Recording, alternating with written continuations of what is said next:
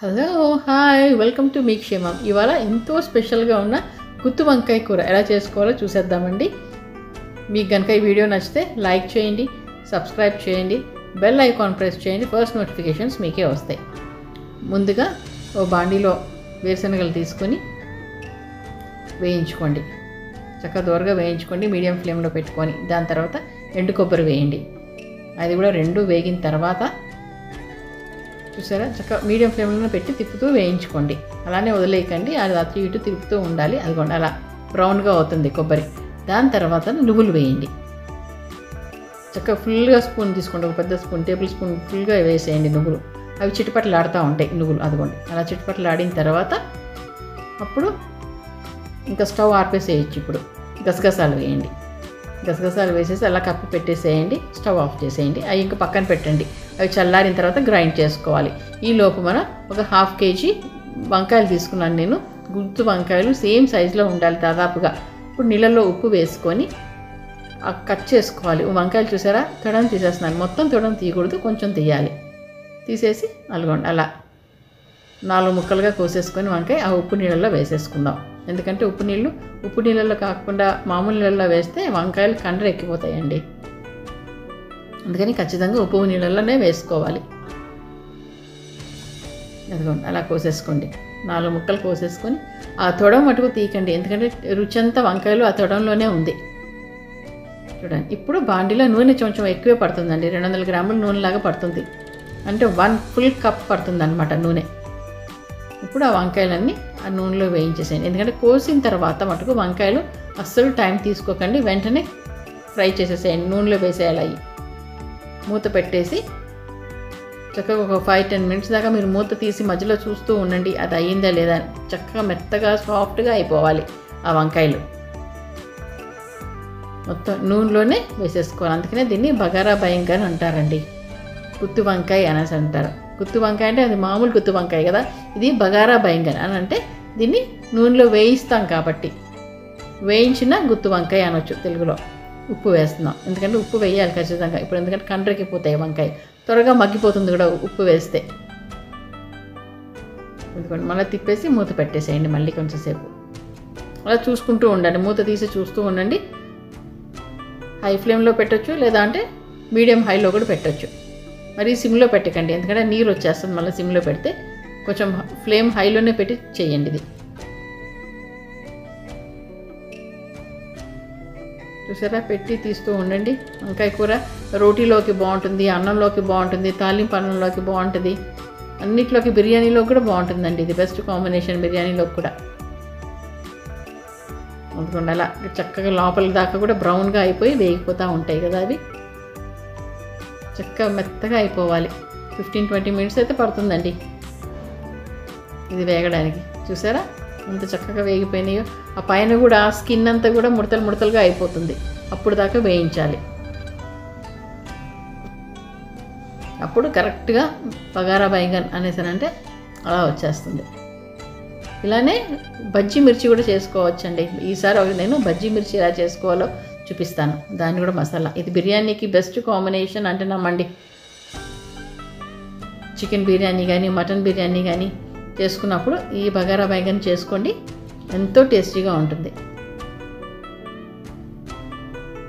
ఇప్పుడు ప్లేట్లోకి తీసేసుకోండి. అవి మెత్తగా అయిపోయినాయి ఇంకా వంకాయలు.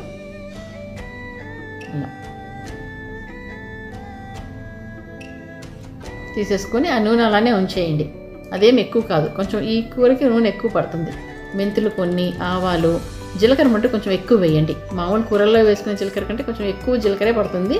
ఆ జీలకర్ర కూడా కొంచెం మాడాలండి. దాని తర్వాత కలోంజి గింజలు, ఉల్లిపాయ గింజలు అంటారు, అవి మట్టు ఖచ్చితంగా వేయాలి. ఎందుకంటే స్మోకీ ఫ్లేవర్, దాని ఫ్లేవరే చాలా బాగుంటుంది.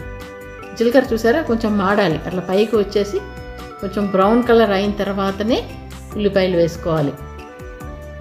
చూడండి, అదిగోండి బ్రౌన్గా అయినాయి కదా, బాగా వేగినాయి. అప్పుడు ఒక పెద్ద ఉల్లిపాయ కోసుకొని వేసేసుకోండి, సన్నగా తరుక్కొని.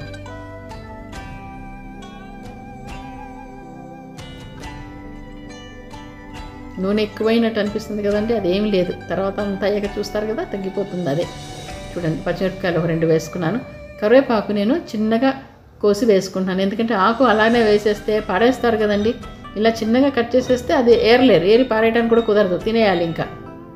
అందుకని నేను అన్ని కూరల్లోనూ ఇట్లా సన్నగా కట్ చేసుకునే వేస్తాను.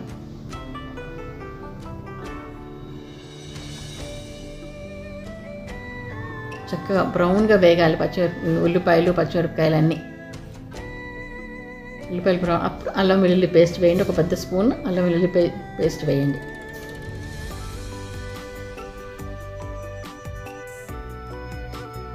ఇంకా అంతే. వేగిన తర్వాత ఇప్పుడు ముందుగా మనం ఏదైతే అదిగోండి నూరు పెట్టుకున్నాం కదా, ఆ పల్లీలు కొబ్బరి గసగసాలు ఆ పేస్ట్ వేసేయండి. పేస్ట్ వేసేసి అందులో కూడా మిక్సీ కడుక్కొని అందులో ఉన్న నీళ్లు కూడా వేసేసేయండి. అందులో వేసేసి ఇప్పుడు చక్కగా ఆయిల్ సపరేట్ అయిన దాకా కొంచెం ఉప్పు వేసుకోండి. ఉప్పు బాగానే వేసేసుకోండి. ఉప్పు, పసుపు, కారం, ధనియాల పొడి, ఇది పొడి. ఈ ధనియాల పొడి ఎలా చేసుకోవాలో నేను కింద డిస్క్రిప్షన్లో లింక్ ఇస్తాను, చూసేయండి. ఇది గరం మసాలా. అన్నీ ఏమేమి వేయాలో అవన్నీ ఇప్పుడే వేసేసి చక్కగా కలిపేయండి. ఆయిల్ సపరేట్ అయిన దాకా కొంచెం వేయించేయండి. అలానే ఇదన్నీ వేయడంలోనే ఉందండి ఈ కూర టేస్ట్ అంతా. వంకాయల నుంచి పల్లీలు కొబ్బరి వేయించుకున్నాం, ఇప్పుడేమో నూనెలో వేసి ఆ నూనెలో అవన్నీ వేయిస్తున్నాం కదా, అవి వేయించడంలోనే ఈ కూర రుచి అంతా ఉంది. ఇప్పుడు ఆ వేయించిన వంకాయలు వేసేయండి. చూసారా, అలా వేయించిన వంకాయలు వేసేయాలి అందులో. ఈ కూర టేస్టీగా ఉండాలంటే అండి మార్నింగ్ చేయాలి, ఈవినింగ్ తినొచ్చు మనం.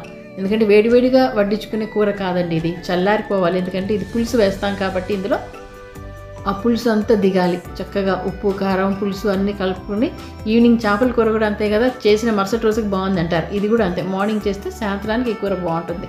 మనకు సరిపడ్డా నీళ్లు వేసేసుకొని ఇంకా మెత్తగా అయిపోతాయి. అన్ని మసాలా అంతా కలిసి అంతవరకు చేసుకొని మూత పెట్టేసుకోండి. కలుపుకొని కొద్దిగా నీళ్లు పోసుకొని మూత పెట్టేసుకోండి. ఇప్పుడు కొంచెం ఎండుమిరపకాయలు, ఆ బే లీఫ్ వేసాను, అది కూడా వేసేయండి. వేసేసి మూత పెట్టేసేయండి. నేను తాలింపులో ఎండుమిరపకాయలు వేయలేదు, ఎందుకంటే కలర్ మారిపోతుందని. అది అక్కడక్కడ చూడటానికి బాగుంటుంది కదా అని వేసాను నేను ఎండుమిరపకాయలు అంతే. ఇదేంటంటే బే లీఫ్ ఏంటంటే డైజెషన్కి మంచిదండి. ఇందులో మసాలా ఉంది కదా, అది మనకి ఈజీగా డైజెస్ట్ అవ్వడానికి బే లీఫ్ వాడతాం. ఇప్పుడండి చింతపండు పేస్ట్ వేయాలి. ఈ చింతపండు పేస్ట్ నేను నానబెట్టిన చింతపండుని మిక్సీలో వేసేసాను. కొంచెం నీళ్లు పోసి మిక్సీలో వేసిన తర్వాత నేను చక్కగా ఫిల్టర్ చేసుకుంటే ఆ తుక్కంతా వచ్చేస్తుంది. చక్కని థిక్ పేస్ట్ ఉంటుంది కదా, అలా వేసేసుకోండి. కొంచెం పెద్ద సైజు నిమ్మకాయ అంత చింతపండు తీసుకున్నాను 1/2 kg వంకాయలకి. మనం దాన్ని గట్టిగా చేతితో పిసుక్కోవాలంటే చాలా టైం పడుతుంది కదండి, అందుకని చేతితో కాకుండా మిక్సీలో వేసేసుకుంటే మనకి చాలా సాఫ్ట్గా వస్తుంది. అంతే.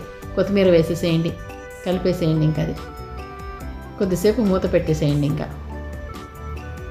ఇంకా అయిపోయినట్టేనండి కూర. ఇప్పుడు అది ఆరిన తర్వాత ఇంకా గ్రేవీ దగ్గరికి అయిపోతుంది. చూసారా, అలా ఉడుకుతుంది మెల్లిగా. ఇప్పుడు సిమ్లో పెట్టేసేయండి. ఇంక ఈ స్టేజ్లో సిమ్లో పెట్టి మూత పెట్టేయండి. కాసేపు అయిన తర్వాత చూడండి, అద్దగోండి. చూసారా, చక్కగా దగ్గరికి అయిపోయి నూనె పైన తేలింది కదా. ఇప్పుడు కసూరి మేతి చక్కగా వేయించుకొని దాన్ని పొడి చేసుకొని వేసుకోండి. అదిగోండి ఎంత థిక్ గ్రేవీ అయిపోయిందో. అంతేనండి, ఎంతో టేస్టీ గుత్తి వంకాయ కూర బగారా బైంగన్ రెడీ అయిపోయిందండి. ఇంకా చూసారా, మనం ఇది చల్లారిన తర్వాత మనం తినాలి. కనీసం మినిమం 2 hours అన్న దాన్ని ఉంచేయండి. మీకు కనుక ఈ వీడియో నచ్చితే లైక్ చేయండి, షేర్ చేయండి, సబ్స్క్రైబ్ చేయండి, ఒక మంచి కామెంట్ పెట్టేయండి.